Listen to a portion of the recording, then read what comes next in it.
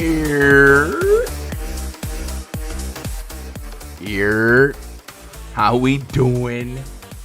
It's the jam, though. I love it.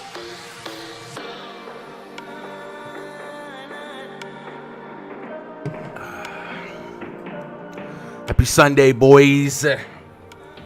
Hope you're relaxing, enjoying the day, ready for some basketball, maybe playing some NASCAR. Still plenty of DFS out there to play, even after football, baseball around the corner. One more time, though. One more time. Oh, that's so good.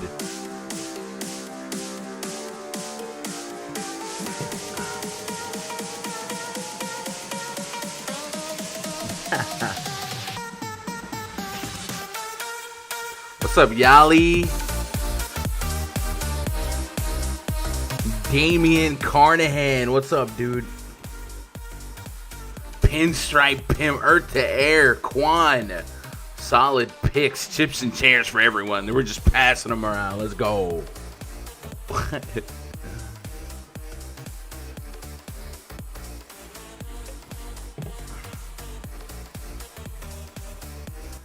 Alright, let's wind it down. Let's get the music off. I like that song, man. On cue. Choo choo. Train in the building. Yo, how'd you guys do last night? You make out alright? Last night was fun. I made a little bit of money. I should have lost money, to be honest, but I ended up profiting. But my highest owned guys, Desmond Bain, not what you want. Nemanja Bjelica, not what you want. But somehow I still made it out alive over on FanDuel for a profitable night. Let's talk about it a little bit. Game number 1 last night, Golden State Warriors and the Charlotte Hornets. Steph Curry, I'm coming home. Curry back in Charlotte, warming up, ready to go. And oh no, he doesn't play. Video circulates of him looking like he's walking gingerly, but the official report was that he had an illness. And yeah, after the game locks, Steph Curry's ruled out. So not only do the Warriors lose that game, but on FanDuel, 17% of the field drew dead, having a 10K 0 out of Steph Curry. That was unfortunate. Obviously, no Curry changes the scope of the Warriors lineup. And Kelly Oubre, Andrew Wiggins, both got there. Oubre was luckily already one of my highest owned small forwards on FanDuel, so I kind of benefited. I was under the field on Steph Curry, but that's not like a cool way to win money, and I think that's kind of what bailed me out, is just being part of the minority there. Brad Wanamaker, almost 10 X's with a 30 bomb. Damian Lee, 27. Michael Mulder ended up starting in lieu of Steph. He had 1 fantasy point in 16 minutes. And then on the Hornets side, LaMelo Ball, very, very popular. I loved him. 32 minutes, just 25 and a quarter DKP.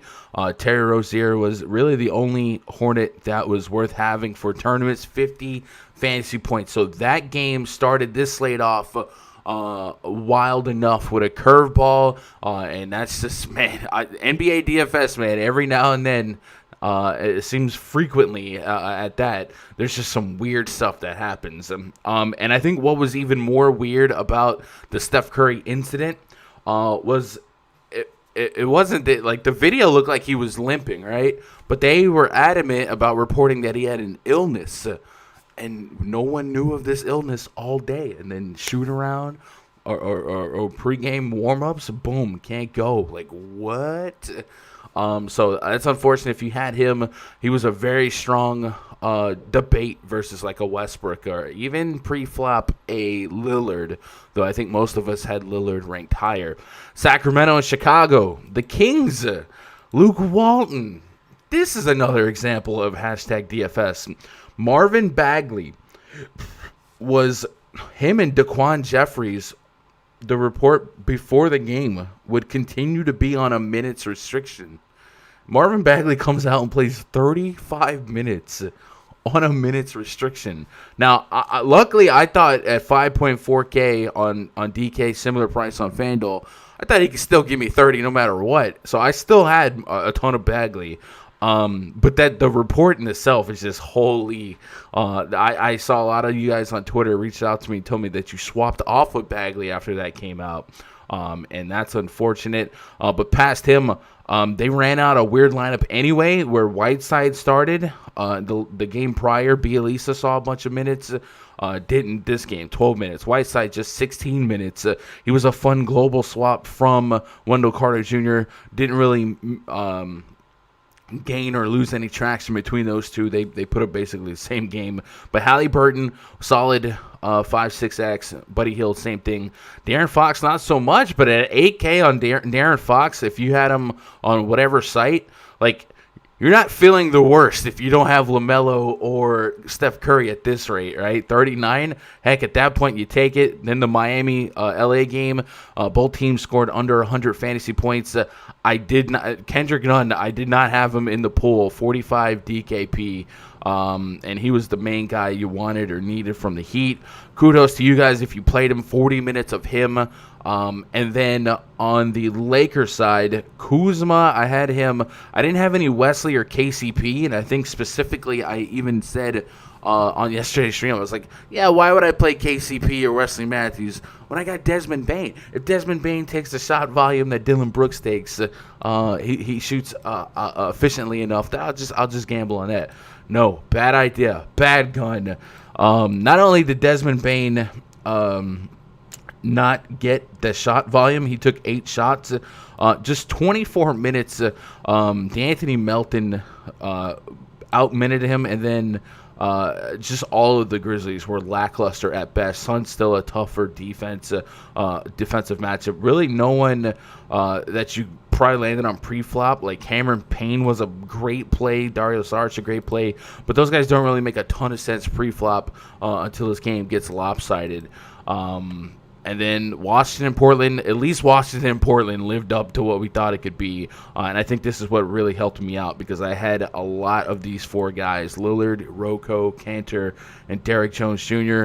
On the Wizards, I didn't have much Bill. I had a little Bill, and then I didn't have as much Westbrook. I had like 10% Westbrook. Didn't have Rolo. So what I like to do every night is I like to look at the winning lineup of the tournaments I'm in. And the winning lineup, the only difference between the winning lineup and my player pool was Robin Lopez on FanDuel. That center situation with Rolo, Len, Mo Wagner, I just stayed away from it. But outside of that, I didn't feel like I was far from the optimal last night. So that makes me feel good. And like I said, I profited going on. But it was a weird night throughout the slate. So if you guys made out with a little bit of money, congrats. If you lost a little money, but you feel like it was on some bull, right? Some Steph Curry news, some Marvin Bagley news, then hey, it is what it is. Hopefully today's a little bit more calm. What's up, Giuliano? Got hosed with Curry. Man, that's tough. 35-minute restriction. What up, Quan? Yeah, when Marvin Bagley gets off that 35-minute restriction, he's going to be an animal, y'all. He's going to be an animal. Curry, only my Dame, Bill, Levine lineup made up. Yep, Toscano Anderson tried to kill my lines. It was a lot of trendier value that just fell through. Not just Desmond Bane for me. Nemanja Bjelica,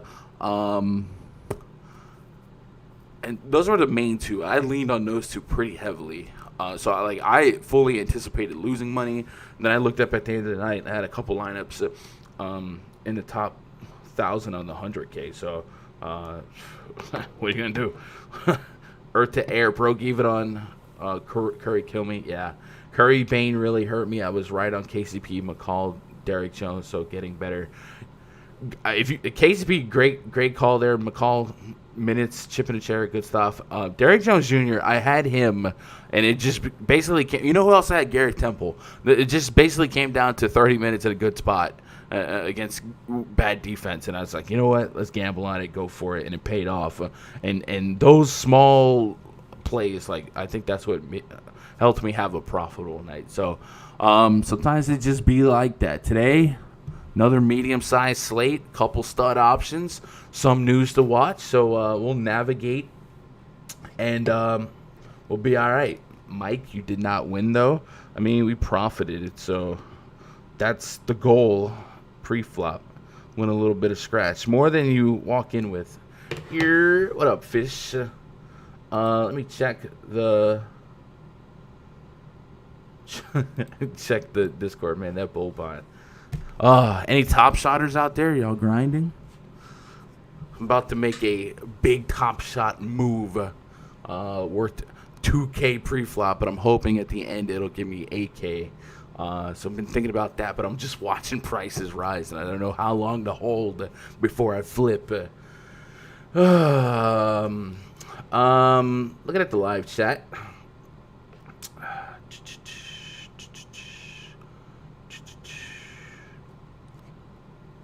You did not profit. I do not see any of your lineups in the cash. What do you want, Mike? You want my account information? Want to log in for me, bro? Will that help you?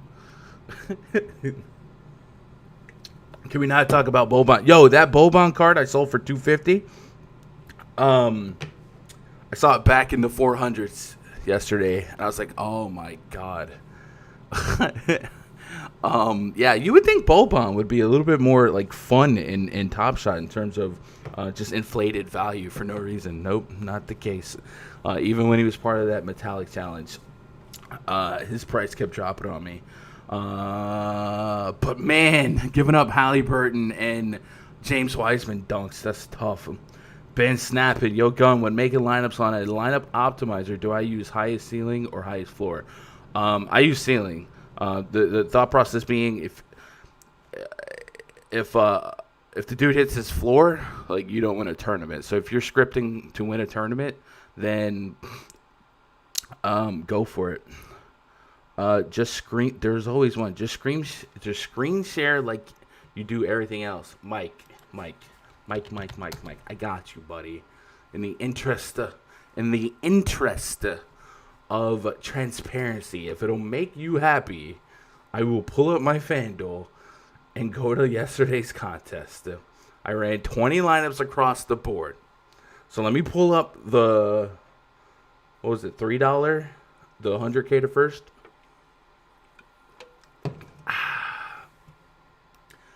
The Saturday clutch 100K to first. Give me a minute, Mike. I got you, buddy. I will stop stream to prove to you that we profited yesterday. Dude, bang just hits on a whole different level. Alright, so 20 in this thing. So we ran 20 in a couple different contests yesterday. Here's the 20 from the 100K to first. Can we see this? Boom. So 20 times 3, Mike, is $60. We won 71. Now, across the different contests that we entered, we profited because we cashed in several lineups. You guys want to see a couple of the top lineups yesterday? My top lineup was 352.3. And it included Xavier Tillman. Tillman was the other value play I couldn't think of.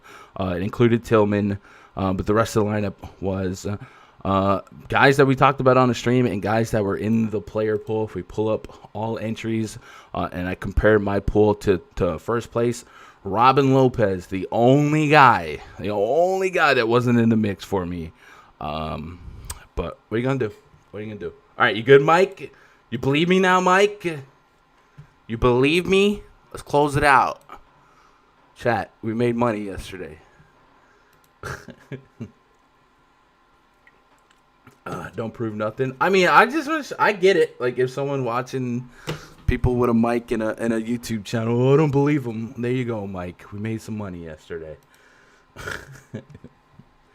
If you want more screenshots, Mike, I got you. Tweet at me. I got screenshots for days, buddy. What's up, Marv? Yo, gun, I had 357. You can post mint if you want. F this dude. This stream is okay, Barry. Oh man, the trolls are mad today. Why?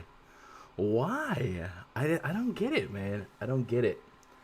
Andrew says, like everyone, I need to know when the drops are going to happen. So we have kind of like a blood pact in the RunDFS.com Discord. When we know something, we tag each other. But for the most part, yesterday's drop was kind of a surprise. Like I was live on the air, and it just happened. Okay. Do I use highest ceiling for single entry? So single entry is a little bit of a different beast, where projections are still important or whatever, but your lineup can feel a little bit more cash. And I think that the real answer to what do you optimize on in your single entry is really how many entries are in the single entry. And Chronic is somebody I've talked to a lot about this. The lower the field, the less crazy you have to be. Like yesterday, Robin Lopez, I understand him making the mix when you're trying to beat 150K entries. But if you're going against 100 to 500, even 1,000 lineups in a single entry, you don't have to broaden as much. I still probably want a script on ceiling. But the pool's already going to be tight enough of guys that I think have high enough floors to help me in single entry. So it's almost like a cash game with just like one or two guys that are a little bit riskier and maybe just a little bit of a more leveragey. So if you have two guys projected at plus minus the same 5 fantasy points and one guy's projected to be 5 times the ownership of the other guy, then maybe that's when you use that small field leverage and just kind of flip it, right? We got the profit police in here. That is shown. I ain't hiding nothing. Y'all know me, but like, holy.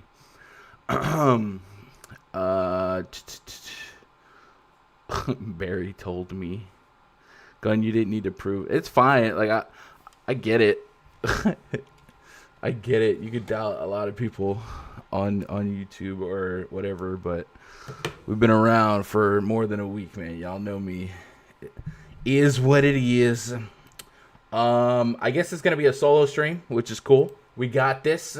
We're gonna chop things up here. Looking ahead at today's slate, we got 1, 2, 3, 4, 5, 6. 7 games on today's slate, and I actually I like the way it rolls out. It's essentially an East Coast slate with the few West Coast games. The Clippers game being a 7 p.m. start time or 8 p.m. Eastern, and the Milwaukee game also being earlier. So that one's going to be nice. So we might be able to get all games here tipping off within 2 or 3 hours. Or within 2 hours, and it's going to feel a little bit more turbo-y, and a lot of the slate's going to happen at the same time, so you don't have to maybe ladder and stagger news throughout the night like a typical day, so maybe it's just like a bigger turbo slate. Let's keep it moving. Man, there's one guy just signing on in multiple accounts right now, but that's all right. The homie, dang lazy mofo, got it. Yo, by the way, lazy, I replied to you on Twitter. I don't know if you saw that. With a link. Go for it. People love to stroke you. It is what it is, Striker. You can Stroker HD. You can change your name to that. Join the crew, baby. Oklahoma City Thunder at the Cleveland Cavaliers. Game number 1 on the slate. Project starting 5 for the Thunder. SGA, Theo Maledon, Lou Dort, Darius Baisley, and Al Horford taking on Darius Garland, Colin Sexton, Isaac Okoro, Jetty Osman, Jarrett Allen. We got a 219.5 total and a 2.5 point spread in favor of the visiting Oklahoma City Thunder. Looking like a medium to low pace game if we compare team metrics. The Thunder 101.1 pace rating, and we know the Cavs are going to be bottom 6 in pace, 98.1. The Cavs offensive rating pretty bad. I don't expect a whole lot of real points to be had in this one. 219 total, meager. But to go around here, I think on the Thunder side, I think SGA could get lost in some sauce here. We can't just forget that he exists. He should assume the highest uses, potentially the most minutes on this OKC team. It's going to be a softer matchup against the Cavs. So I definitely think a point per minute or greater, perhaps 40-plus fantasy points in the wheelhouse for SGA. Last couple of matchups at Milwaukee, at Memphis, poor shooting nights. pace down spot at Memphis yesterday. The team only able to put up 85, or not yesterday, on the 19th, only able to put up 85 on the Bucks here. So I like SGA to kind of bounce back to some tournament relevance. So give me him. I'll probably start him off at like a tier 3 and move from there. Horford 63, 64. 30-plus fantasy points in the wheelhouse for him. Nothing I'm going to run after. Horford's big days seem to happen in the absence of SGA and when the Thunder had that really, really low, short bench.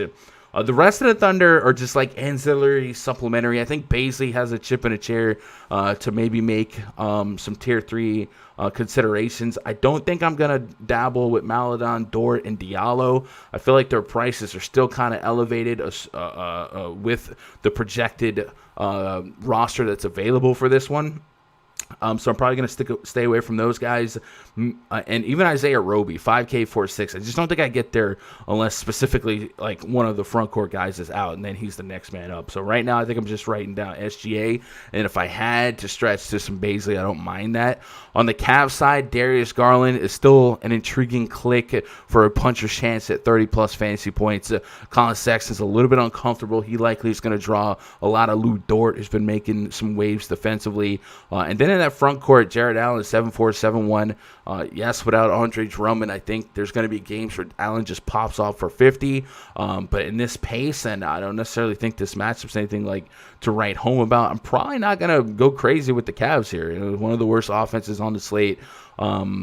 So I think a couple darts at a Garland, and then maybe Javal McGee on FanDuel is still cheap enough at 36, 38. I never project him for minutes, but he's usually pretty efficient with the minutes he gets. So if I can get me a 3,800 or less guy for a shot at 20-plus fantasy points, I think McGee could do that for me. 22, 10, 21, 23, and it's all in minimal minutes. It's just that efficient for fantasy. So, I don't know, maybe something like an Allen or somebody gets in foul trouble, go for it. I think Jetty Osman's at least worth thinking about a little bit more. I need 30 fantasy points out of this price point. That's about the ceiling I have him projected at. I guess as long as Taurean Prince remains out, Jetty Osman has a case. Not anybody that I'm jamming in, forcing in. If it happens, it happens. And that's about it, guys. You guys get any tells, any warm and fuzzies on anyone in this game? Otherwise, I think there's some SGA and then like some lower tier shots at like a Garland, Bazley, Osman. Nothing extreme, right? Haven't been on Twitter in a few days. Hit you back. All right. Basically, I sent you the link to get in the cord. What do we got here? Cup of haters. Only thing I really consider on this game is Horford, Jetty. You would play some Horford here, Andrew? I think that's. I don't think I'm there, but I don't think you're crazy for wanting to get a shot or two of Horford. Man. I'll pull up his card here. Last couple games, 24, 22. I don't think I get to Horford, but like that's interesting. McGee, I like to gun, have him to fit. I think what I like about Javal McGee the most is that he's power forward eligible on FanDuel, and I'm okay with giving up one power forward spot for value. I tend to do that almost every day. It seems like on FanDuel. Allison smash. I'm waiting for like the big Allen game. I haven't projected right about 37 fantasy points on both sites. You know that's a couple blocks away on FanDuel from being a 40-plus fantasy point play. So absolutely would not push back if you guys got that feeling in your bad knee about Jared Allen. He's center only on FanDuel. The competition in that position is pretty deep, right? We got some high-end guys with 50, 60 fantasy point potential. Embiid, Jokic, Vucevic, even Cat in the garden on the mix as well. So getting down there to a Jared Allen could be a little bit more lucrative, and you don't have to do much in terms of exposure in your lineups to leverage the field because I don't think he's going to gain a ton of traction. And I would even say there's a case for Mason Plumlee today. So yeah, I'm probably not there, but like I definitely am not pushing back if you like a little bit of Jared Allen. Let's move on to the next game. Damian says, I think I'm I'm in on Garland, maybe Sexton. I like Allen, Osman too. SGA seems risky, and McGee. Do we think SGA is really that risky? I guess his shot, like if his shot's not falling, but I don't know, man. I think SGA getting kind of slept on. I think the 40 plus is here. I mean, I get it. I understand the trepidation. I do. First of all, I guess let's go to team DVP chart, and then I'll put some context to this. The last couple point guards against the Cavs, I guess they haven't really seen a lot of. Jamal Murray dropped 68 fantasy points. Steph 50. Patrick Beverley 36 in 21 minutes. Damian Lillard 37 in 30 minutes. Cavs are officially a little bit above league average, but I think their pace is kind of holding them back. I kind of like SCA, man. I do. But he's not going to be a 2 or 3 or 2 or 1, just probably like a tier 3, right? You have 2 bad knees. Oh no. I might Horford for whatever reason he gets steals and blocks versus Cavs. The Cavs do give up an elevated amount of blocks per game, and I know Horford's. That's part of Horford's game. Actually, the Cavs do give up a lot of blocks and steals. We go look at that team metrics chart and look at steals per game allowed. The Cavs are giving up the 3rd most steals per game, which is kind of crazy considering how slow they run. And then when it comes to blocks per game, the Cavs are giving up the most blocks per game. So it's definitely not a crazy correlation for his success historically for blocks and steals against the Cavs. And he's averaging just about a block and a steal per game. So for FanDuel, maybe a little extra juice there. 6,300, 30-plus fantasy points. I think that's a good spin there, Andrew. Next game on the docket, Knicks hosting the Minnesota Timberwolves. Project starting 5 for the T-Wolves. Ricky Rubio, Malik Beasley crossing over with Anthony Edwards.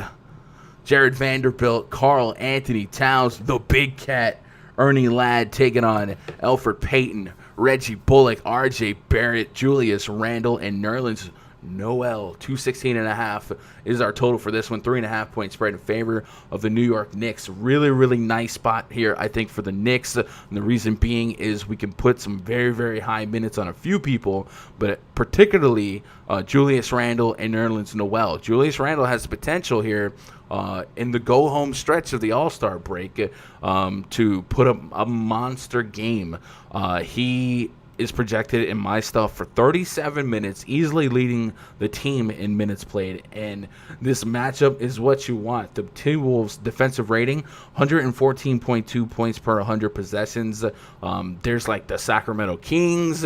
There's like the Nets. And then the T-Wolves, they're hanging in there in the conversation of one of the worst defenses in all of basketball. So great spot for the Knicks.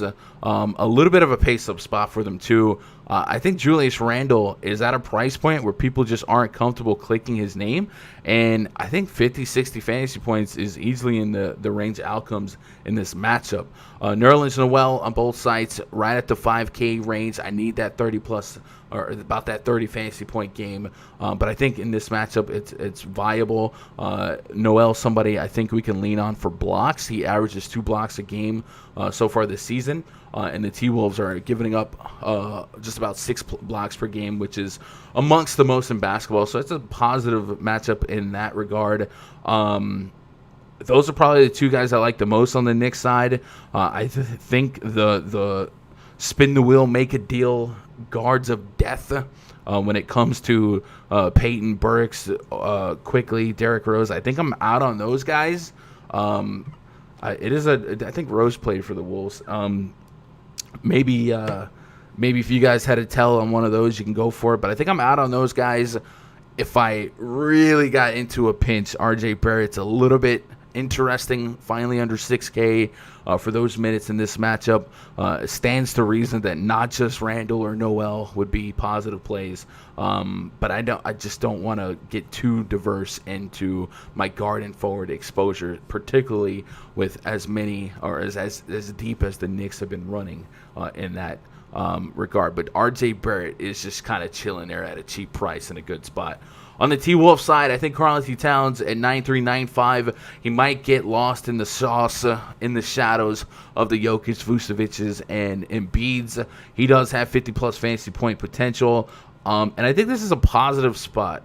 I think his style of offense can contrast successfully against the defense of the Knicks. The Knicks are one of the best defenses in the league in terms of defensive efficiency, but their biggest leak has been against centers, and Cat being a stretch five essentially, I think could match up well against Noel, who's more of a rim protector. Maybe he shoots over him on the wing or at the three-point line.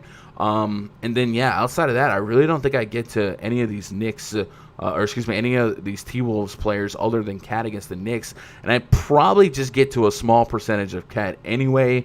Maybe a guy like Rubio muscles some peripherals to try and keep this game a little bit more competitive at 5-3 on FanDuel. Can I get to 30?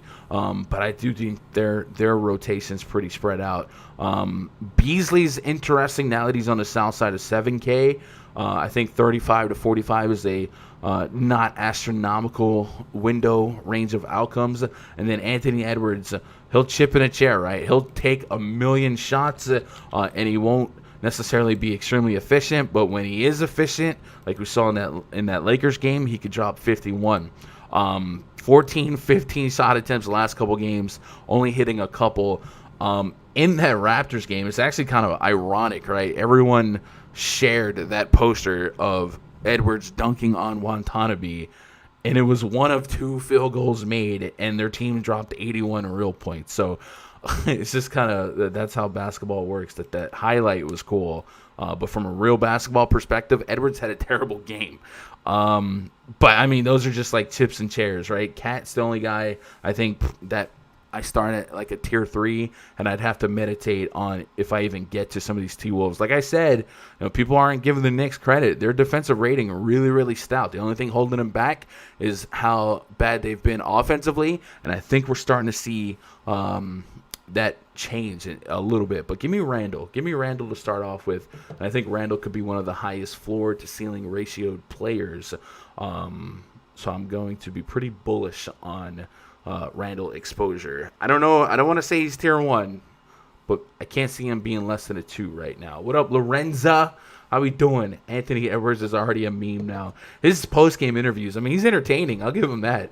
But his games, like his volatility, you saw it in the game log, is just massive. Fish, yo, Gun, if you want to get those CC moments, better do a quick Hero over 640. Dude, Hero was 500 this morning, and I was like, let me load up on the other ones. So dang, he's dropped 140 in a day. But I guess my cards are rapidly expanding at this, maybe not the same tick as a Hero, but I don't know. What I might do is sell in the middle of the day now, when I think prices are at their peak, and then in the dead of night. I think I saw last night the market went down because my cards went down like 200 from like 10 p.m. to 5 a.m. So I might do that.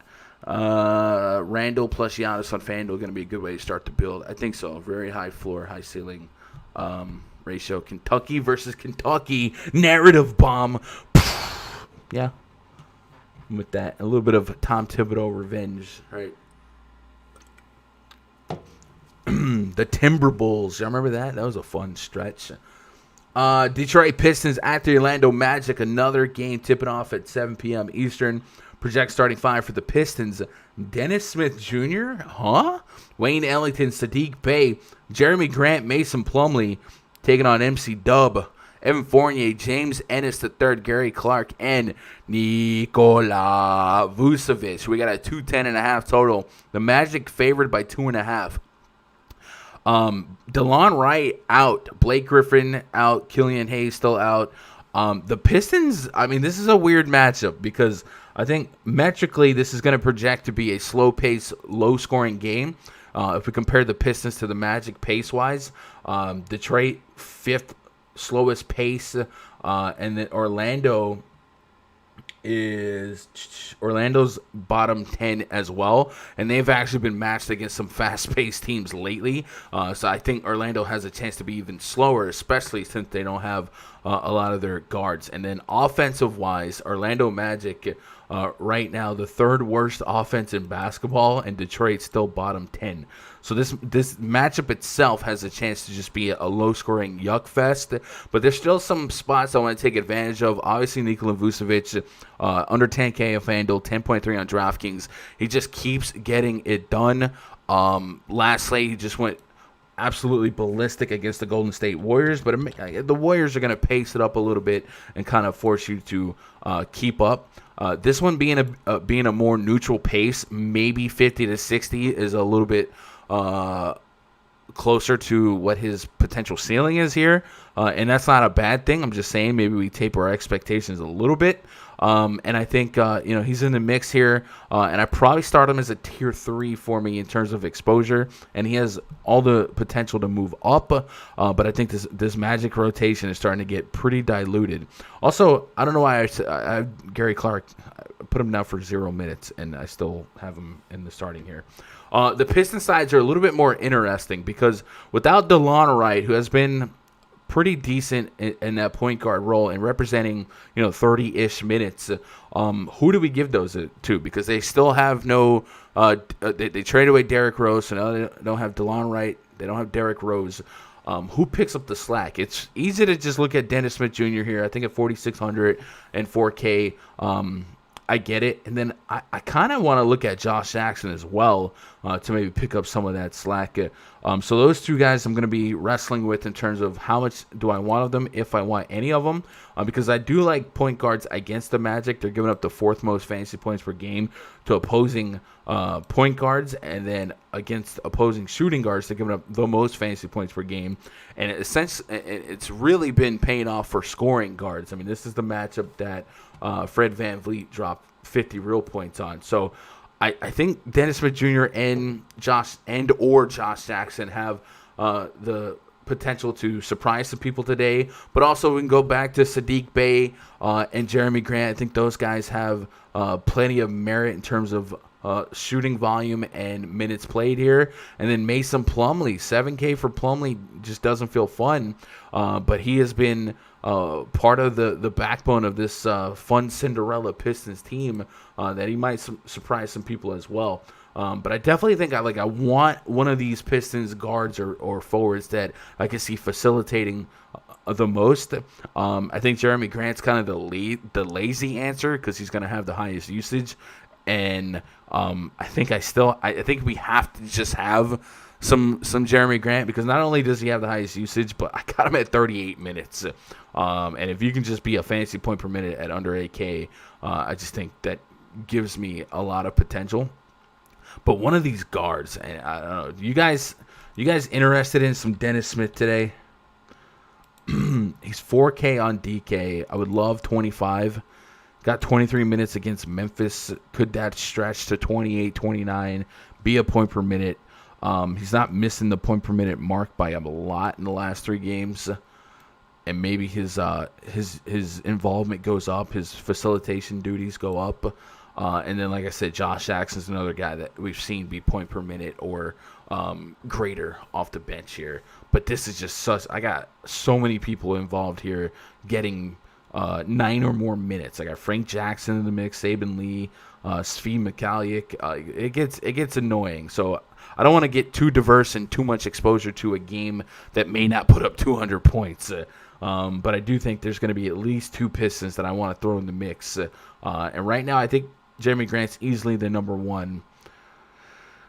I want to take advantage of one of them guard spots. What are you guys doing from the Pistons, if anything? And then what are you guys doing with Vucevic?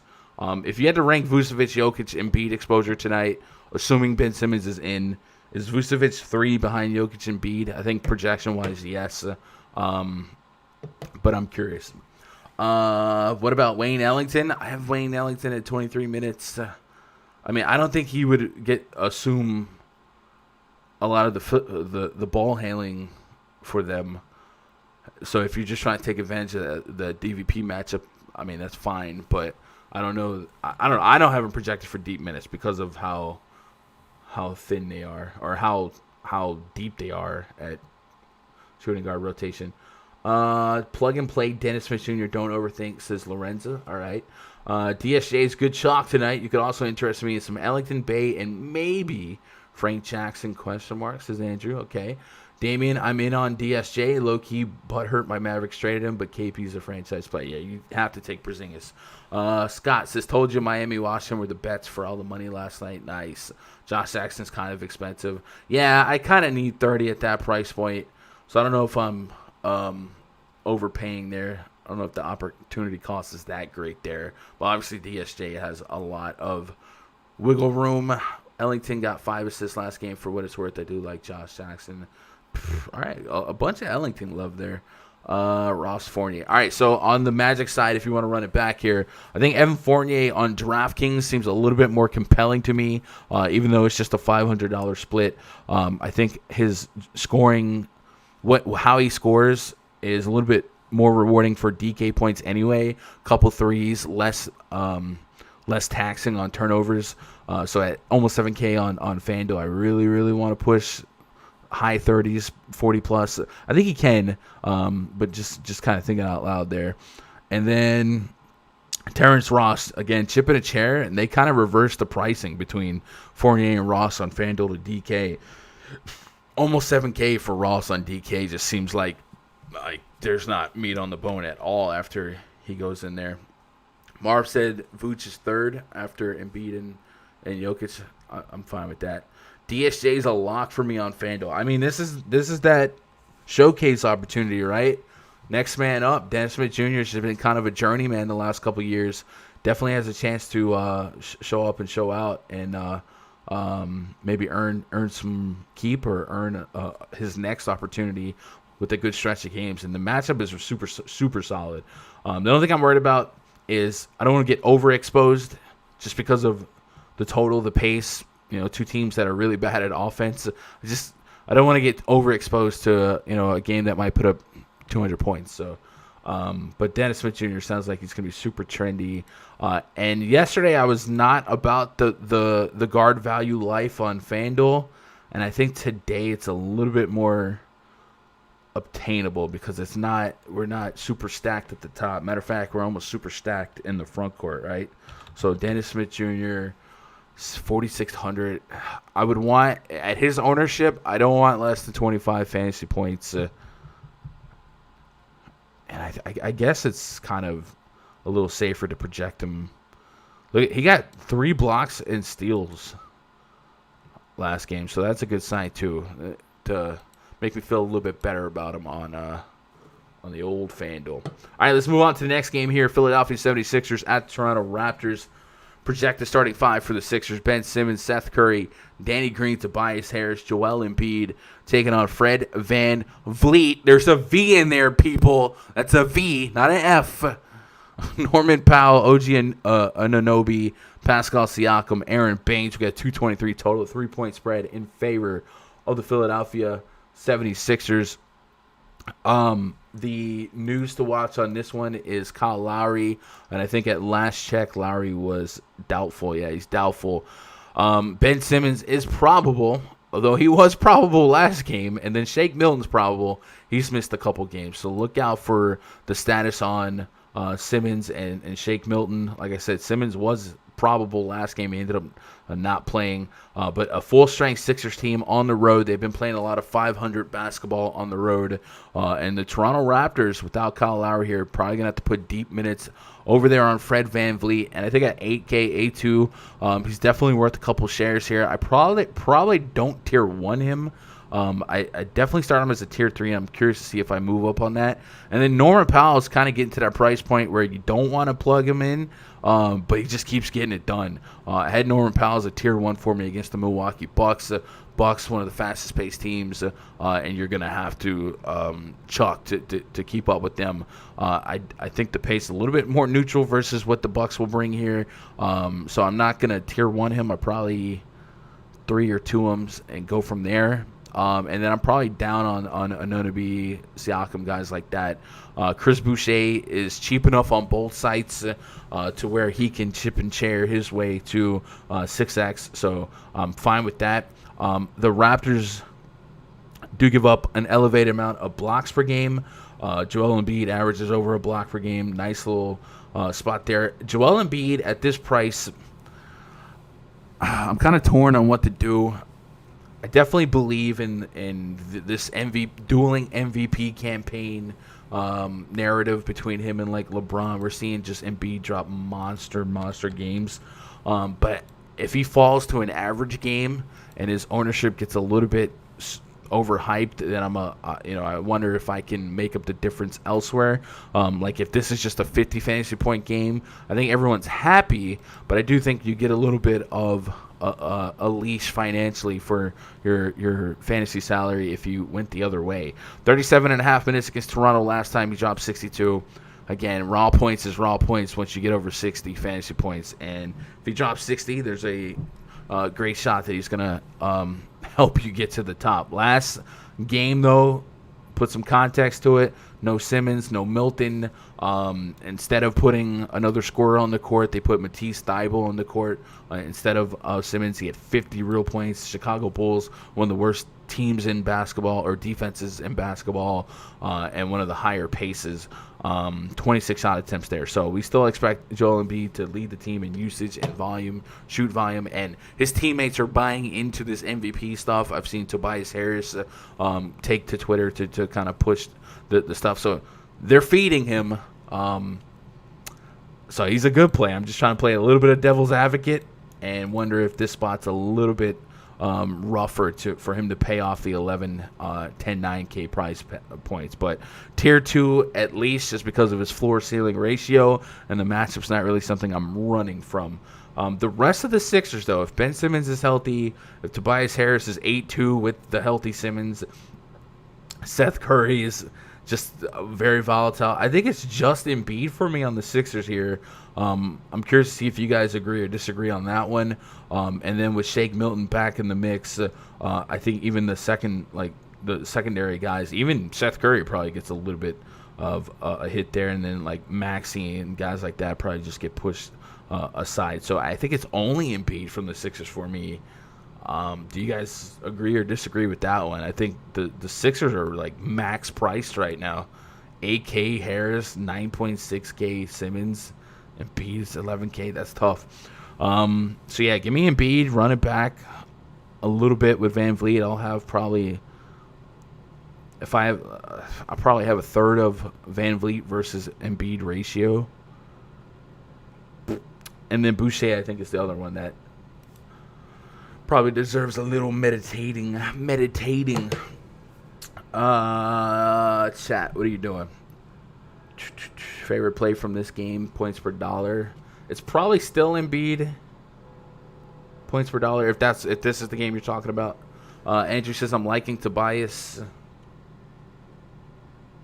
Oh, the chat's going so fast I lost it. Andrew said he was liking Tobias. Maybe it deleted. Oh, there's liking Tobias in this game. Running it back with some Van Vliet, maybe some OG. A little bit of Tobias Harris. 8K, man. Woof.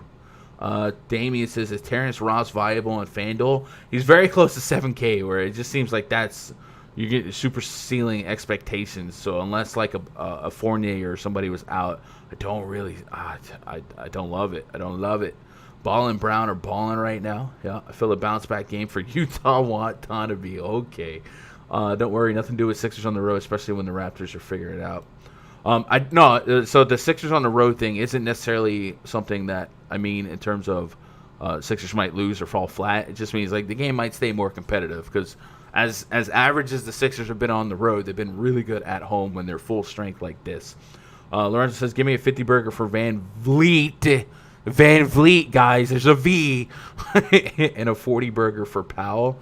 I feel like that's not a common occurrence, but I think at the minutes, as long as Lowry's out, it's not not impossible. Ben Snapping, I want Embiid. If I can't get to him, I definitely go towards Jared Allen. Okay. This is a 50 fantasy point game. Just go Allen, right? So if you think Embiid is only scoring 50 fantasy points, you're asking if you just go Jared Allen. If you think Allen can do that. If I'm fading Embiid, I need to pivot to someone I think can match or outscore Embiid. So for me, the guys in that category are Jokic and Vucevic, unless I'm dropping all the way down to some value. Now, I'm not on Jared Allen like that, but if you are, go for it. Like this is all about what you're what your gut feelings is. So if you think Jared Allen's just like in a can't miss spot and he's going to overperform his salary, go for it, and you make up the difference by being able to have that Giannis or one of those high end guards or something like that. But in theory, if Embiid only dropped 50, he wouldn't likely be the nuts, meaning you have to have him to win the tournament. But even if he just drops 50, he's probably still got you a case just on raw points. Damien says, we're not really loving this game. I can't pinpoint where the production be. I think we know where the production is going to be on the Sixers. They're just priced out of comfort. Like how often are the Sixers in this spot against the Raptors going to coexist for fantasy goodness, like points per dollar at 9.6 for Simmons, 8.2 for Tobias, 11K for Embiid. So if all those guys contribute equally and have an average game, like they're probably not gonna go long in tournaments. Like individually, sure, but together, like this, you can't stack the Sixers pre-flop and feel great about it at those prices. What are Raptors DVP against centers? Sure, we'll pull that up. Team DVP. Highest to least Raptors are right smack dab at league average. Meanwhile, Philadelphia is the worst matchup, so probably no Siakam here. Boucher ain't doing stuff to Embiid, yeah. What's Embiid's floor here? I would imagine 45 is the floor.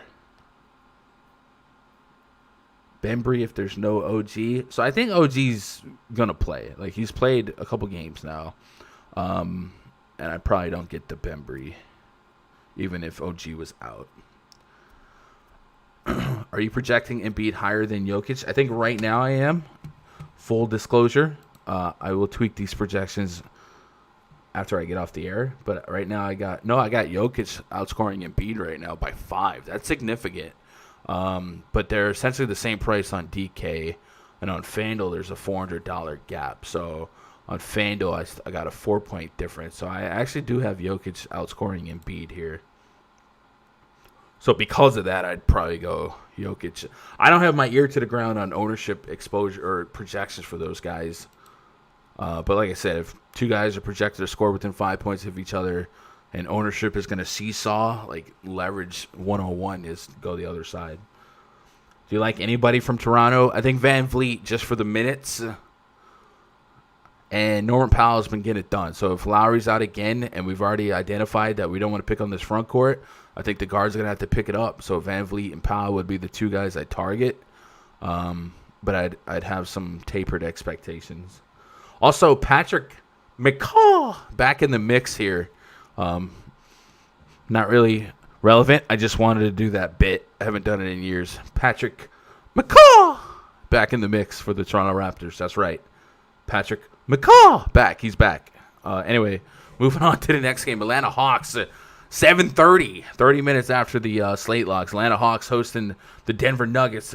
Projected starting 5 for the Nuggets: Jamal Murray, Monte Morris, Michael Porter Jr., Zeke Nnaji, Nikola Jokic taking on Trae Young, Kevin Huerter, Cam Reddish Jr., John Collins, Clint Capella. We got a 232.5 total, 2.5-point spread in favor of the visiting Denver Nuggets. Hawks, they're on a skid, and both these teams right now are not doing great defensively. So we're projecting a little bit more points in this one.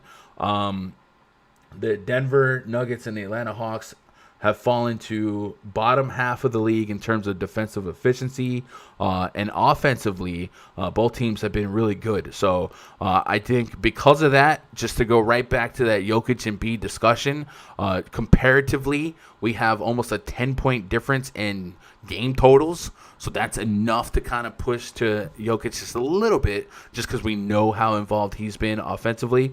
And I got him at 37 minutes, and boy, is he just getting it done as well. So I would even say maybe don't overthink the Jokic versus Embiid just because their range of outcomes are so dang similar.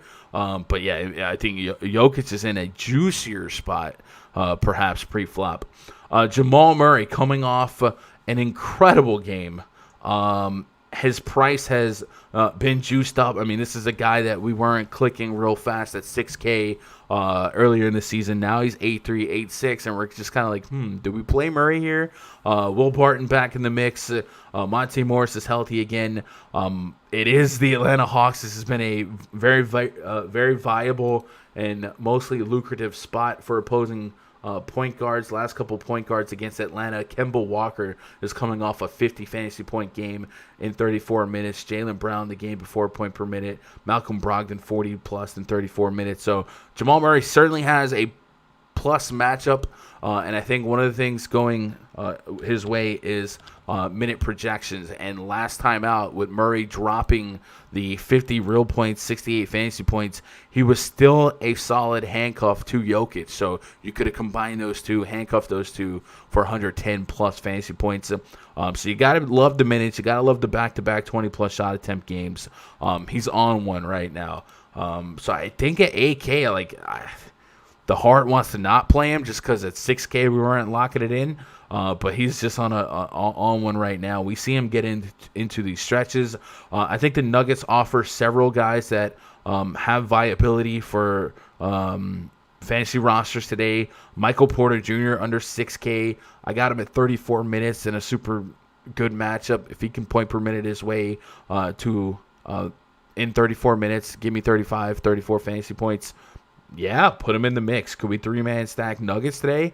I think that's not crazy. Totals there. So, chat. Are you guys comfortable? Are you happy playing 8+ K for Jamal Murray? We've seen him get in these stretches, like these just on fire stretches. We've seen it in the playoffs. Utah Jazz definitely have seen the Murray takeover games. But just as quickly, he can go back to being 35 fantasy point Murray. So I'm willing to put him in the pool right now. I'm thinking I'm going to start him at a 3, and we'll see if he can graduate to a 2. But spin the wheel on whatever guard forward goes off. The one constant is Nikola Jokic is going to have his hand in the mix. And this is a spot where Jokic could trip dub. I'm curious to see. Sometimes I have players projected at a triple-double. I'm curious to see if Jokic makes that today. No, I have him at 7 assists. So, yeah, give me Jokic. Now, Trae Young, do we run it back here? Trae Young's 9,200 on FanDuel. We had a discussion the last Hawks slate about Trae Young versus Steph Curry. And Trae Young's just out here. He had that skid of 50-plus fantasy point games in 10 straight, 8 of 10, something like that. And then he ran into San Antonio, the Pacers, and the Knicks. A couple of blowouts, and the Knicks, the slowest paced team in basketball and a top 5 defensive efficiency at the time. And then if you go right back to the last 2 games, back-to-back starts against the Celtics, one without Kemba, right back in the 50-pluses. So I think he could be a little bit underpriced as a fun correlation run back to a Jokic. And he's one of those guys that just kind of gets it done in several different ways. Last couple of point guards against the Denver Nuggets. Darius Garland, 36 minutes, 28 and a quarter. Obviously, we expect Trae Young to be a lot better usage and volume-wise than Darius Garland. Russell Westbrook had 50 and 40. And then we talked about we had Kemba, 24 Schroeder. So there's a couple of medium to low usage point guards. Even Ham Diallo's in this mix. So I think if you're looking at DVP last 5 or last 10 even, the Nuggets have had a softer schedule. So I'm fine with going after Trae Young here for deep minutes on him. And I like that FanDuel price. I always get in trouble if I get a little too ambitious on Trae Young. So I want to say I'm going to start him as a tier 3 and work from there. But I definitely like the thought of Trae Young from where I'm sitting now. Deep minutes there for Kevin Huerter, Cam Reddish. John Collins is doggone cheap on both sides. Sub 7K on FanDuel, 65 on DK. We're getting to the point where I could walk away with 35 and feel like I'm fine. And knowing that we still have that 40-plus fantasy point potential. And then Capella, this is one of those spots where the Capella's he's an elite rim protector.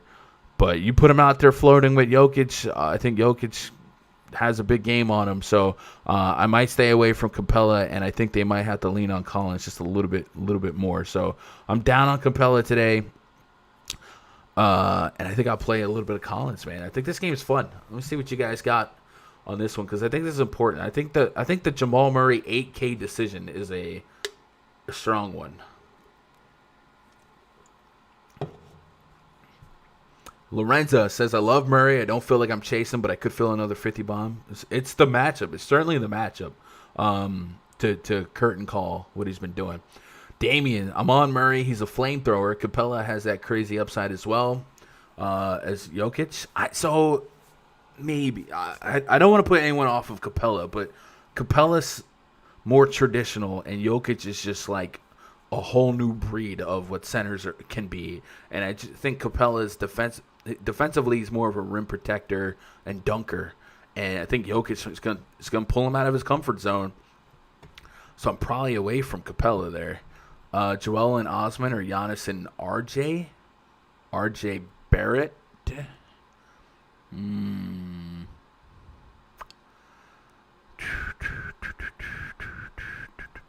Probably Giannis. I think RJ Barrett's floor is strong enough that I'd do that. I don't know. That's a good one, Will. Murray has finally woke up. He definitely is awake. Damien says, I'm in on Michael Porter Jr. No Millsap, and Green opens things up for him. Coach has got to play him. Yeah, anybody playing Zeke Naji or Hartenstein, who's staying away from these guys, I think MPJ stretches out a little bit more, and this matchup could reward him. I'm with you on MPJ. I think the price is too cheap. Pinstripe Pimp, absolutely not confident playing Murray. He was inconsistent last year, too, until the playoffs. I'm with you there. I don't think he's an AK model of consistency, but because of the matchup, I think I gotta have some. I'm very interested to see what the field will be at on Jamal Murray. Are they overreacting to 50 real points, or will they be scared to play him because they didn't love playing him at 6K? Michael Porter may just potty it up. He could. Give me the Gallo revenge, Danilo Gallinari revenge game. With it, Reddish looking like a good value. Yeah, I think there's plenty of, this game is borderline stackable. Haven't heard a lot of point guard names yet tonight, so Murray seems like a good option. Fox, Reddish, good value. All right, let's move on to the next game. Los Angeles Clippers hosting the Brooklyn Nets. Project starting five for the Nets: James Harden, Kyrie Irving, Joe Harris, Bruce Brown, Jeff Green, taking on Patrick Beverley, Paul George, Kawhi Leonard, Nick Batum, and Serge Ibaka. 235.5 total. Clippers favored by 6 and the hook. What the hook gonna be? Where do we start here? I mean, this game has a total to live up to some hype. Nets, when they have this offense, I mean, without KD in this spot, their defense is just gonna get destroyed. So that's more pressure to put on James Harden, Kyrie, and Kyrie. I mean. Look at the Kyrie price, and now think about the price on Jamal Murray, where it's not that big of a reach. It's almost as the same price on DraftKings.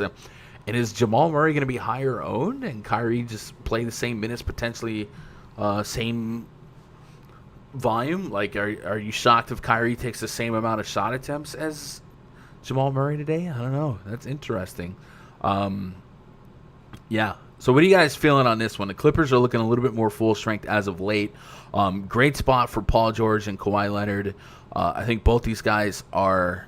I think Paul George was still hitting at 8,500. We're looking for 40 plus there. Kawhi Leonard closer to 10K where I need that 50. I think I'm putting that type of money into my centers. But I think the Clippers will, have a shot to play up and put up some numbers that this offense usually won't put up, just because of how bad the Nets' defensive efficiency is, especially without KD. So you might even get the dueling 50s out of PG and Kawhi. So I'd have to find a solid balance of where I feel there. I think Paul George is somebody minute-wise that I'm going to slowly build up to, because he is coming back from more of an extended break, just 27 minutes against Utah, in what was mostly a close game. Did get in a little bit of foul trouble, but I even in 27 minutes, he has a shot in the AKs to drop 40 plus. And same with Kawhi. I can get 50 out of him. I haven't projected right around 50. I like these two the most. I think when they're full strength, I really don't dabble with any of these other Clippers. if they pulled some shenanigans and one of these guys chilled out for a day, Lou Williams might enter the conversation. But I think it's just those two for me. I will say I do like Serge Ibaka in some of these faster-paced spots. I liked him against the Nets last time. He didn't get the minutes, but the production was absolutely there against the Nets. He played 20 and a half minutes and dropped 27. So if he's earned his way to a couple extra minutes here, I do think he has a shot at 30 fantasy points. But it does seem like guys like Zubac and whatever are there to spell, but the Nets are gonna play smaller, so I don't know if Ibaka is somebody they'll lean on for a small ball center spot, maybe Batum, Marcus Morris, guys like that. And we just don't have a center on the court, but I like the matchup for Ibaka. I just can't confidently project him to a deep enough minutes to be overly ambitious with the exposure that I'll have to Ibaka, but I definitely think 30 fantasy points is in the wheelhouse here, but you kind of need that at that price point. And then Harden versus Kyrie, right? On a slate where maybe people are building foundation front court and value guards, the opposite of yesterday. Does James Harden have a chip in his share of being the highest scorer on the slate? 10-8 on FanDuel, 10-6 on DK. He'll cross over with some tougher defenders, Beverly, Kawhi, but Harden's shown that he's matchup proof, and he's definitely somebody that Beverly has struggled with in the past. So I am curious to see what you guys think about James Harden, but I'm also kind of curious to see what the field is doing with James Harden and Kyrie, because the Nets are still one of the highest implied totals, and if they're hitting, they're hitting. I think this offense is essentially a two-man show, and then Joe Harris hopefully fills in some of the blanks with 20 real points. Everybody else kind of spread out. So what do you guys know with this one? This one could be really, really slate shape-shifting, right? Jamal was at 55 at one point, exactly. What's up, Lewis? Camelo, how you doing? Barton will outplay Murray. Outvalue points per dollar. Wouldn't surprise me. What up, Josh? Chris is investing. Early value Hernan Gomez for the win. Is that... Oh, for the early slate. Okay. Yeah. Yeah, I would assume he was chalky. I didn't play that showdown, but I would assume. Damian, thoughts on my line? Dennis Smith Jr., De'Aaron Fox, Dante DiVincenzo, Cam Reddish, Michael Porter, Malik Beasley, Najee, Giannis, Jokic, single entry. For single entry, I feel like you put a lot of low floor stuff. I like getting the beef in Giannis and Jokic, but Najee could play anywhere from 10 to 30 minutes, right? Malik Beasley I like, but we know that his range of outcomes is wide and it's a tough matchup. Cam Reddish, Dante DiVincenzo. DiVincenzo, the last game, kind of fell out when they started DJ Augustine, and DiVincenzo was more of like a pure shooting guard. If they go with that again, I don't know. I feel like for single entry, you're a little bit more volatile than you need to be for single entry, if that makes sense. Like I think that's more of a 100K entry type of lineup. Roman and Edge for WrestleMania. Let's go. Play of the game, Patrick Beverley. I don't think I could do that one. Maybe this will be one of those fake rebound games for Beverly. But I feel like foul trouble is mixing up with Kyrie and Harden. DKP by game log versus James Harden last 10 games for Beverly.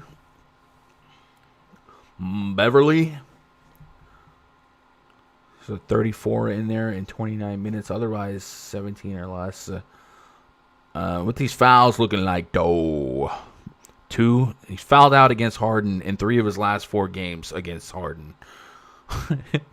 Yeah, I don't think I'm getting to Beverly. Maybe we're projecting some more free throws here for Harden though. Dennis Smith or Pat Beverly. I'm going Dennis Smith there, movie. Plus no KD means more rebounds to go around. I will agree with that. I like Serge. I like the thought of Serge. And yeah, Super Lucas new came out. Oh, Hernan Gomez on Yahoo. Okay. Dave says I have $10. It's my first time on DraftKings. What should I use it on, and who should I pick? Dave, I'd probably go if you've never played NBA DFS before. I'd probably go hit a small field single entry. And then if you've never played on DraftKings, you probably have access to beginner contest. Definitely recommend trying to find that too. And then I can't give you a lineup, but that's at least a contest selection. I'd be trying to find one of those beginner contests. These are those Pat 4 games. Yep. Leonard went off last time against Brooklyn. Yeah, I think Kawhi could be one of those 50 to 70 fantasy point range of outcomes here. AJ Murillo, Ibaka seems viable. Yeah. I think Ibaka per minute should be extremely efficient here. I'm just very concerned about the minutes because I love Ibaka in pace-up spots, and the Nets rebound rate is just ridiculously bad right now.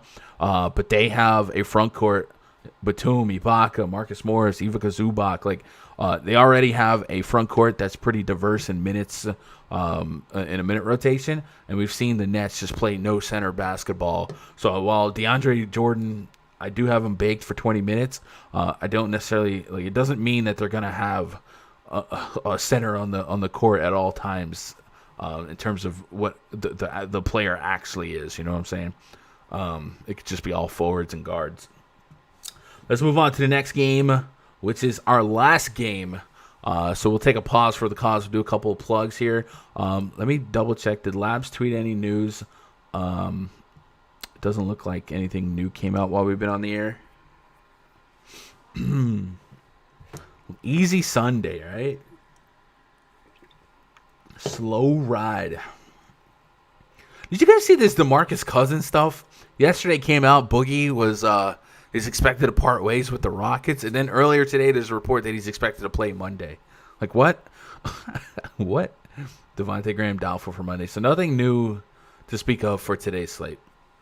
All right, let's get plugs out the way. Chat, if you guys want to hang out with me after the show, I'll be in the RunDFS.com VIP Discord voice chat up until lock, talking plays, creating my player pool, adjusting my projections, all that good stuff. If you guys want to compare your player pool to mine, I do have the DK and the FanDuel worksheet up, and this is exactly what I'm drawing from for my lineups. You guys don't have to tail it. You don't have to copy it. I encourage you guys to make your own player pool and compare it. If you want to compare it and say, oh, Gunn likes this guy more than I do, or vice versa, that's cool as well. But you also have access to my player projections for DraftKings, FanDuel, and Yahoo.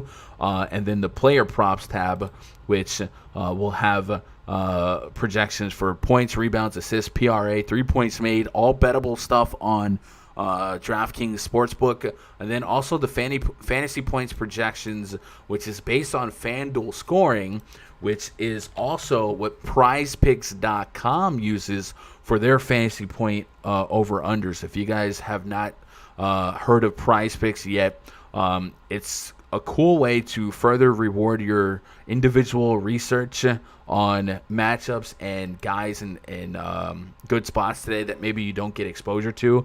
And they have it for more than just basketball. They have college basketball, college football, hockey, League of Legends, soccer. I talked about it a lot, but like for instance, the other night we liked DeAndre Ayton at his price on the fantasy sites, FanDuel and DraftKings, and they end up being irrelevant at the end of the night because Embiid drops 90, Jokic drops 60 plus, Vucevic drops 75.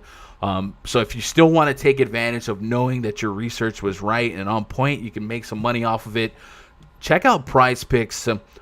It's parlay style prop betting. You can have a parlay card from 2 to 5 picks and win as much as 10x your return.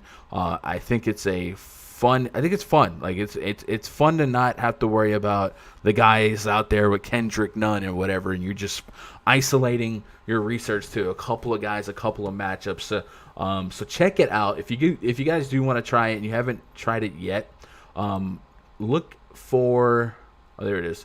Use promo code GUNDACKER when you sign up, and what that'll do is it will give you a deposit bonus, an instant deposit bonus, up to $100. So if you guys want to try $10, $20 on the site, they'll turn it into $20, $40. They will match your your deposit instantly, dollar for dollar, up to $100. So even if you signed up through the full 100 up there, you'd have $200 to play with, make some cards, and mix and match. They have the power play, which is like up to 10x your investment in that card. And then they have the flex play, which is a little bit easier to make some profit. Obviously, your ceiling goes down a little bit. It's kind of like a cash game versus tournament on your picks there. So check it out. Use code GUNDACKER. Get a little bit of extra playing money to make some cards with. And if you don't like it, you don't like it. Oh, well, you were able to 2x and move on from there. Let's get back into the swing of this slate. If you guys are ready, we have one game left, and it's the main event. Actually, let me get caught up on chat. Thoughts on James Harden at 10.8K. So James Harden's right there. Compare James Harden to like Joel Embiid in terms of game theory for fantasy, right? You get to that util spot with 11K left. It's not uncommon for James Harden to outscore Joel Embiid, right? I think Embiid's the higher floor guy just because he's a center. But Harden can easily drop 70-plus fantasy points, and this is a game where when the Clippers are full strength, they're going to be very talented offensively and defensively. So Harden's going to have to play his best, and he's pretty matchup-proof for the most part. Thoughts on Gallo revenge? I don't really think I'm playing the revenge part, but I think the minutes in that game script, that game total off the bench, a little bit higher usage for him. Go for it. Dave says, this might be a dumb question, but can you play against in person or have a lobby of 10 or all the contests have hundreds of people? Dave, that's a great question. That's actually a really smart question for someone who's – it sounds like you never played DFS before. Or you never played on DraftKings before. You could play against one person if you wanted to.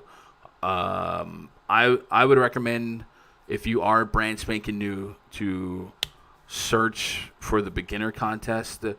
I don't know what you would search because I don't have access to them. I think you might be able to just look for the word beginner in the title. And that's what I would be focused on, Dave, if I was you. And then look at the field. If you can get a field of less than 1,000 for a beginner contest, try and target that. But yes, you can play as little as one person. You can play a league with 10, 20, 100 people. Dave, if you're on Twitter, I don't mind. I definitely like being an ambassador to new players. If you're on Twitter, twitter.com/Gundacker, if you'll send me a DM or if somebody in chat wants to help you out, navigate that lobby just a little bit. Like I said, I can't really give you a lineup, but I can certainly help you contest select, and hopefully you'll grow into a regular DFS player. It's fun. Are we hitting that like button? Yeah, hit that like button. I would appreciate some love. Main event tonight, Kings at the Milwaukee Bucks. Project starting five for the Kings. Darren Fox, Corey Joseph, Buddy Hield, Marvin Bagley, Hassan Whiteside, maybe. That's what they threw at us last night. Taking on DJ Augustine, Dante DiVincenzo, Chris Middleton, Giannis Antetokounmpo, and Brook Lopez. We got 238.5 total, and the home team Bucks favored by 10. A lot of ifs, ands, or buts in the Kings side here. And I think this is going to be a nightmare at the end of the night. I just feel like there's some landmines floating around in this Kings side. So first of all, let's start with the questionables. Harrison Barnes, Rashawn Holmes are the two names to watch. Both those cats sat out last night. Harrison Barnes officially questionable with a left foot strain. He has missed each of the Kings' last two games due to the foot strain. If he is cleared to play Sunday night, that would move Corey Joseph back to the bench. Harrison Barnes is somebody that was speculated to be in trade talks, namely with like the Boston Celtics. So as we get closer to the All-Star break, closer to the trade deadline, guys that might have a flat tire, you want to keep them off the road here and hold their trade stock and not risk a long-term injury. So maybe that's an approach they're going to take there. Glenn Robinson the third, questionable with right knee soreness. He grabbed 9 rebounds on Thursday, and then he was held out of last night's game against the Bulls due to the knee pain. See if he can go. Rashawn Holmes has missed 2 games straight, but has been warming up and game time decisions for them. He went through some pregame work, but was held out, and that's 2 games in a row where he was going through pregame work. So it sounds like he could be closer to in than some of the other guys. He's also dealing with right knee soreness. Now, moving on from those two, if they're in, they're out, whatever. If they're out, Marvin Bagley has been on a minutes restriction all year, and last night they emphasized that him and Daquan Jeffrey still on a minute restriction, and he saw 35 minutes. Would they run him that deep on a back-to-back if he played more than what the plan or what the script called for? I don't know. Something to think about. And then Hassan Whiteside, even drawing the start yesterday, back-to-back games of him not playing emphatic amounts of minutes. Just 16 minutes yesterday starting. Did have 4 fouls, but 16 minutes as a starter. And then that curtain called 15 minutes off the bench against Miami. And then we saw the debut of Jabari Parker, which was a coming home revenge game against the Bulls. He also played for the Bucks, but just 9 minutes last night. So it looks like he could play enough minutes to annoy us at projecting somebody else for 20-plus minutes. Nemanja Bjelica, I loved him in that Miami game, played a lot of him in that Miami game, 35 minutes. Last night, just 12 minutes with Barnes, with Holmes out, no fouls. I don't know what Luke Walton's doing, guys. I don't, and it's stressful. So I think today, the Kings have all the potential to just be annoying, where you feel like 1 or 2 of these Kings players are going to be great plays. It's a high total, it's a fast pace. But good Lord, what is Walton doing with this rotation? It's annoying. So I think the guys that we can trust are going to be Fox, Buddy Hield, and Halliburton. And by trust, I mean be okay with projecting those 3 guys at 30 minutes. I would say if Holmes is active, I probably don't want to play Holmes anyway in this spot. I'll just live with the ceiling guys I have already at center. Marvin Bagley maybe takes a logistical step backwards in minutes. I don't know. 35 minutes, if he's somebody you're babying on a back-to-back, I would say that there's a range of outcomes, anything from him just being rested to being actually on a limit today, or maybe just he's off. I don't know. I don't have any interest in Corey Joseph at that price, so would just play Dennis Smith Jr. anyway. Bjelica, his style of play might actually be something that would help them here. Being a guy that can shoot threes efficiently.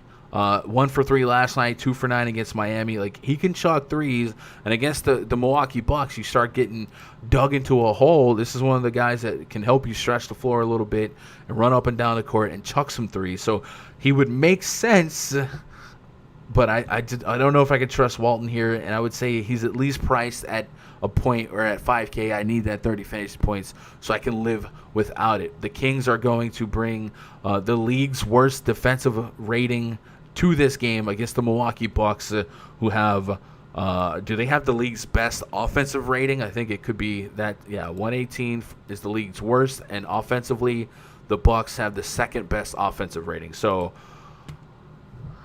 good luck. Kings on a back-to-back facing that. Bucks at home finally getting right after a 5-game losing streak. Game 3 in 4 nights, they were 10-point favorites. I was like, I don't know if I agree with that, but they covered against the Thunder. Shaking things up a little bit. They threw DJ Augustine as the starting point guard rather than going with DiVincenzo and the other guard, Brent Forbes. So they shook things up. It helped them get to where they need to go. Maybe that veteran presence is what they needed. Chris Middleton, Giannis Antetokounmpo, both are in great spots. Matchup-wise, Giannis Antetokounmpo has every right pre-flop to be the highest projected scorer on the slate. He needs to be that at this price point, but against the Kings at home, it just does not get much better than that. And then Middleton, why can't I quit you? Everyone that has been at the Chris Middleton slot machine in chat, are you guys sticking there? Are you going to keep putting quarters in? That last game, he missed that 40 fantasy point threshold by just 3 fantasy points on DK, 18 shot attempts. They put up 98 real points. That's back-to-back games of under 100 points. They probably put up 120 in this spot. They probably blow out. But in 3 quarters, you might see Middleton get there. And I think because of the matchup, we can boost the propensity at the peripherals, the rebounds, the blocks, the assists, all that good stuff. So I think Middleton and Giannis have tier 2 potential for me, just pre-flop, like just whatever happens.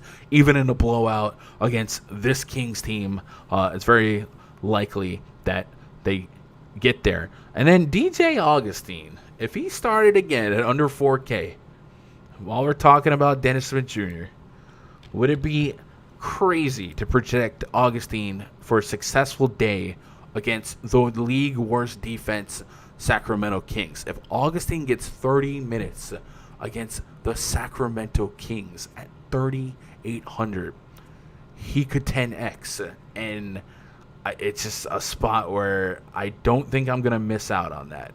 I think the assists could be sneaky high. I think if he takes, 10 shot attempts, even really 8 shot attempts with his assist rate, I think he might low-key be one of my highest value plays. And maybe Dennis Smith Jr. kind of keeps people away from an even better value play. I don't know. And then DiVincenzo, you guys mentioned him. I think everyone against the Kings has a chip in a chair. And if you thought this game blows out, Bobby Portis could legitimately drop 40 if you gave him 25 to 30 minutes. And I think he makes the pool as well as probably a tier 3 for me. Let's see what you guys got in the live chat before we get out of here. Davey says, do you have Instagram? I do. I don't know what it is. I think it's Gundacker or a Gundacker. Twitter would definitely be the most convenient way to contact me. Changed my single entry line: MC Dub, Garland, SGA, Harden, Gallo, Porter, Grant, Najee, Towns. Definitely different. Like, I think you're keeping sub 20% ownership on everyone in there. I don't think you have to be that contrarian in single entry. I think you can match some chalk, just be different in at least 2 spots. If we're talking like a single entry of under 2K entries. Walton won't last long in Sacramento. I don't know what they're doing. Luke Walton's one of those guys that got the keys to the Cadillac, and because he could put his foot on the gas in Golden State, he ended up getting overvalued as a coach, I think. Lakers, giving him a shot. Sacramento giving him a shot. It is what it is. But also, I don't know, coaching. Literally, you're coaching. I think that your biggest attribute to a game in this NBA is your minute rotation, and he's just doing some wonky stuff. Davey says, I think I'm in on Bagley.